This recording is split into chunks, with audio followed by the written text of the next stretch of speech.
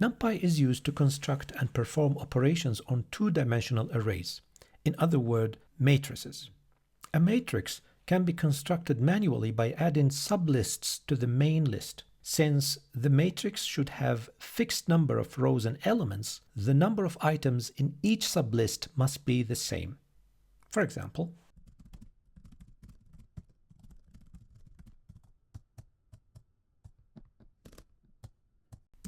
as you see, it is represented in the matrix form. NumPy arrays can be created from lists also by conversion, and the list must also contain sublists of equal number of items. For example,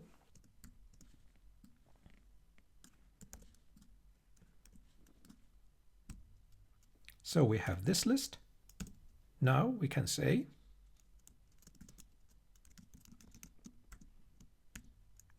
and we can control the type in this way. Each matrix element can be accessed by using the indexes which start from 0. We used the comma as a separator between indexes. So in this way we can reach any element. Another example. Like one-dimensional arrays, two-dimensional arrays also can be sliced. For example,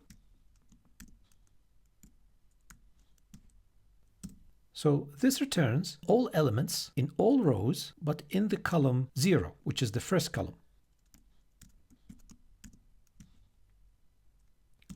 While this one returns all elements in the row number 2, which is the third row.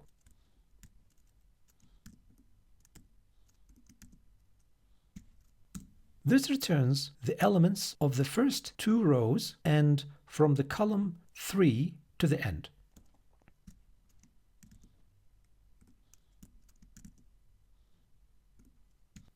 This one returns the rows at step 3. So for that reason, it gives the first and the fourth rows. The columns in step 2. So the first, the third, and the fifth columns.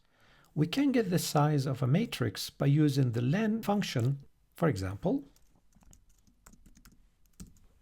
so it didn't give the length or the size of all matrix. It considered the array as if it is one list and contains 4 sublists. Let's try size. As you see, size returned the number of all elements, but also we can use size in another way.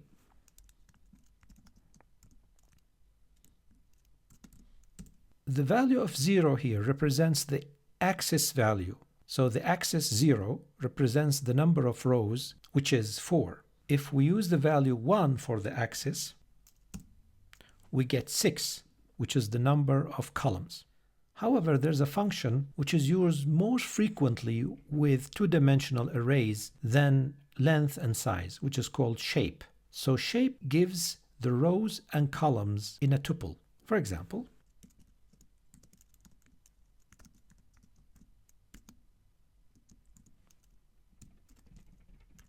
we got the values of R, which is the number of rows, and C, the number of columns of the array or the matrix M. Also,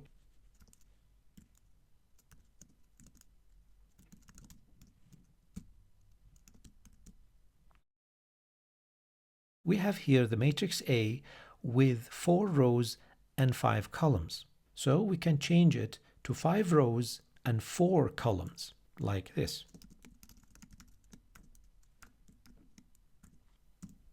Or